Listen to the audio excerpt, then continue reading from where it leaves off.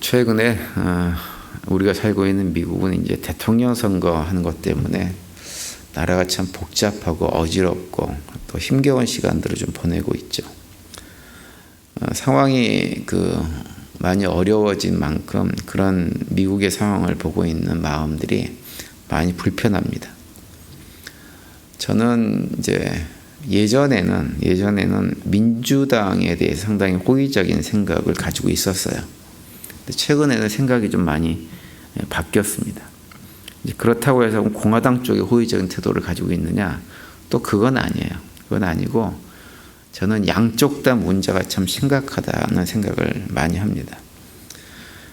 우리 미국이라는 나라는 기독교 신앙을 가진 믿음의 사람들이 세운 나라입니다. 특별히 우리가 속한 미국 장로교회가 가지고 있는 교단 헌법이 미국의 헌법의 기초가 됐을 정도로 미국이라는 나라는 그렇게 기독교 신앙의 뿌리가 굉장히 깊은 나라가 미국이라는 나라죠. 근데 최근에 이제 이런 미국의 상황을 보면 그런 미국의 어떤 기독교 배경, 문화 이런 것과는 정반대 방향으로 치닫고 있다는 생각을 하게 만드는 일들이 점점 많이 일어납니다. 자타가 공인하는 세계에서 가장 부유한 나라죠, 미국이. 미국 같은 나라는 전 세계에 없습니다. 모든 이렇게 물질이 풍족하고 이런 나라가 미국 외에는 전 세계에 없는데요. 근데 그렇게 부유한 나라이면서도 더 큰 부를 쌓겠다고 힘없고 약한 나라들에 대해서 억압을 하고 부당한 이득을 취하기 위해서 끊임없이 시도하는 모습들이 최근에 정말 많이 보입니다. 물론 옛날에도 미국은 그런 모습이었어요, 사실은. 역사를 보면. 그런데 옛날엔 그래도 정도가 좀 있었습니다. 정도가. 나름대로 건강한 믿음을 가진 사람들이 있어가지고 미국이 극단적으로 자국의 이익만을 도모하는 나라가 되지 않게 하기 위해서 애를 많이 써서 그런 것들이 좀 제어가 됐던 것이 과거의 미국입니다. 그런데 요즘은 그런 걸 보기가 쉽지 않은 그런 모습이 최근의 미국의 모습이죠.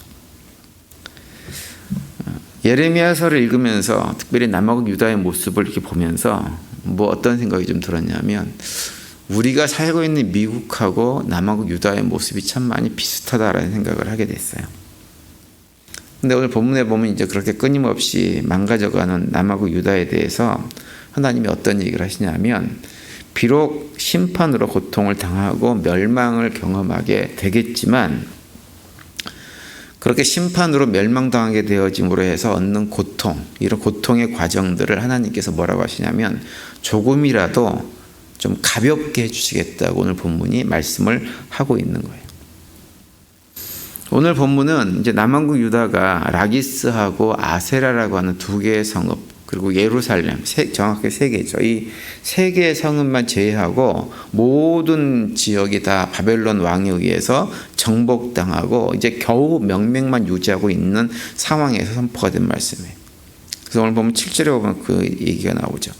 그때 바벨론 왕의 군대가 예루살렘과 유다의 남은 성읍 모든 성읍을 쳤으니 곧 라기스와 아세가라 유다의 견고한 성읍 중에 이것들만 남았음이더라 이렇게 말씀을 하고 있어요. 그러니까 완전히 이제 거의 다 멸망하기 직전입니다. 그리고 특별히 이때는 어떤 상황이냐면 예루살렘이 18개월 동안 바벨론 군대에 의해서 완전히 포위가 당한 상황이었어요.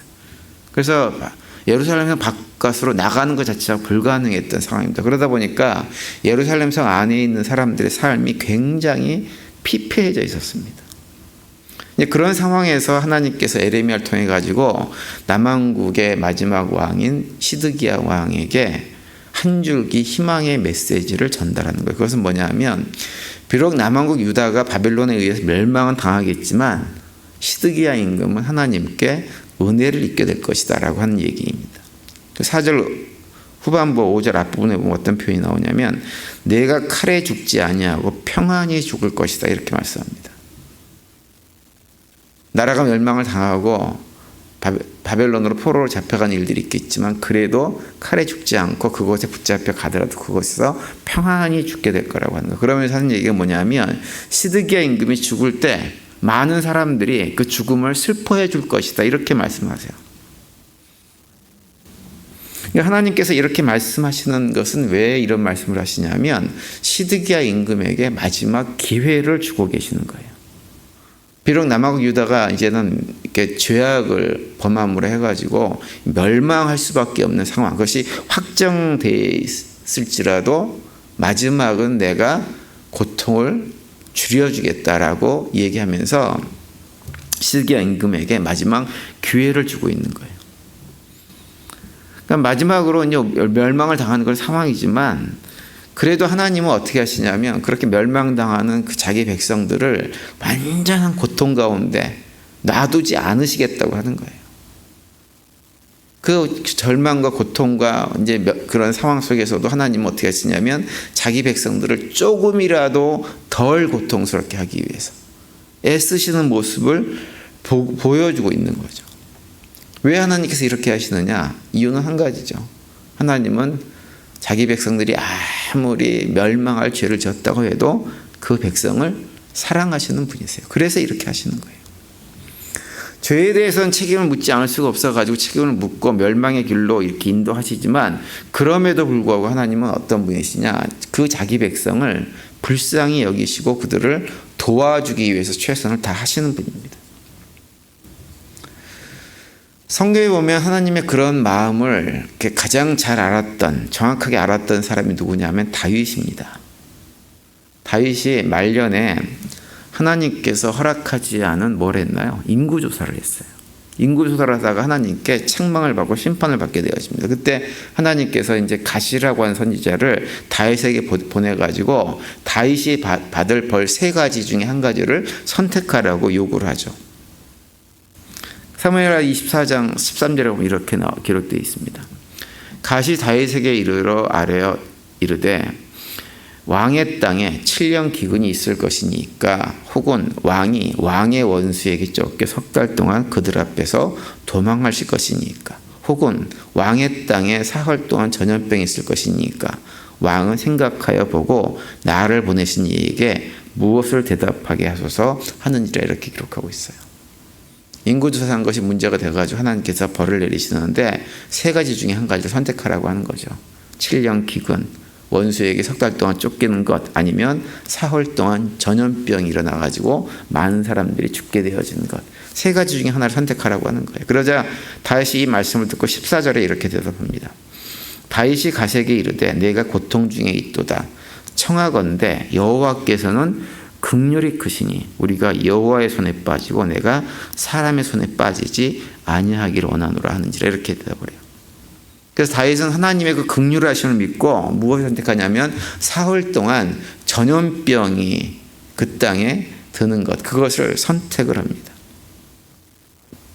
하나님 말씀에 불순종하고 하나님께 묻지도 않고 마치 자기가 하나님이라도 되는 것처럼 자기 마음대로 죄악을 저지르게 되어지면 다윗을 비롯해서 누구라도 그 죄악에 대한 책임은 져야 됩니다. 그런데 하나님은 어떻게 하시냐면 그 마지막 순간에도 자기 백성들에게는 긍휼을 베푸시는 분이에요.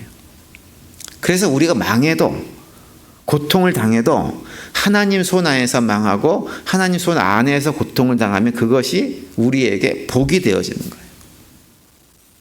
다윗은 그것을 정확하게 알았던 사람입니다. 오늘 본문에서 하나님은 시드기야 임금에게 그의 죽음이 고통으로 가득 채워진 죽음이 되지 않도록 만들어 주시겠다고 지금 약속을 하고 있는 거예요.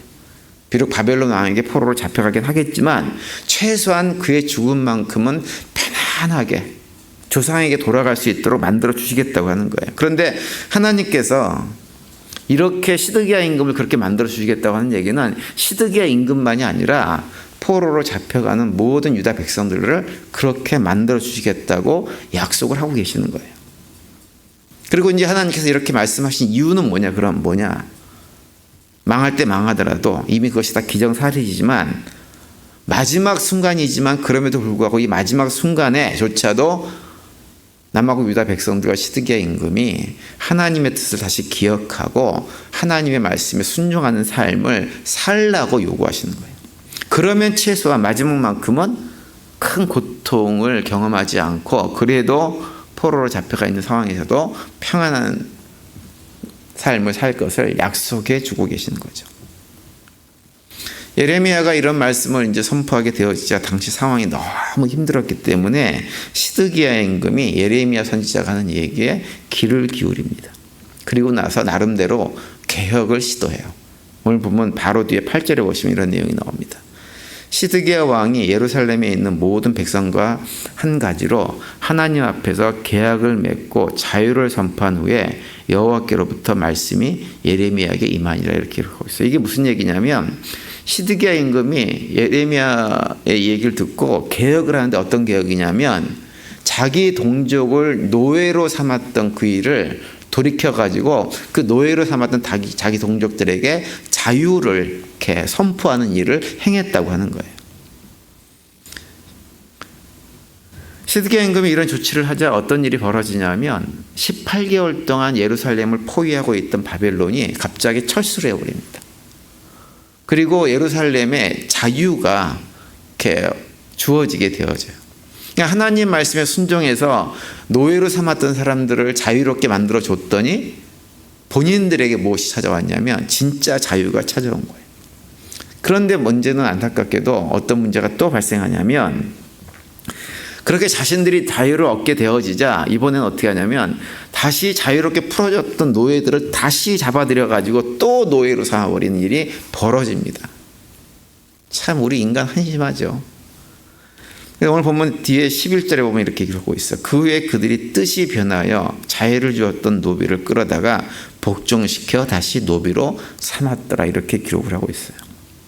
자유를 얻고 조금 살만해지니까 다시 하나님의 말씀보다는 무엇이 더 중요해지냐면 자신들의 탐욕이 훨씬 더 중요해져 버린 거예요.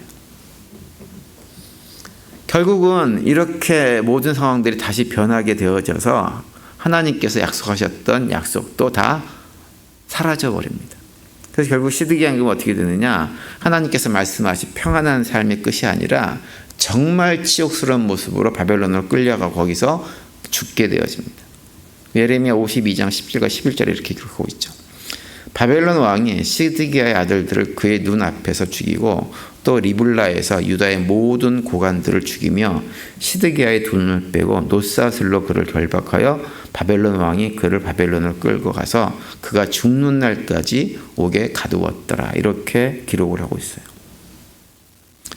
제가 늘 말씀드리지만 우리 사람이 망하는 이유, 결국 지옥으로 가는 이유는 뭐냐면 하나님께서 등 떠밀려서 억지로 하나님께서 끌고 가서 그곳으로 가는 것이 아닙니다.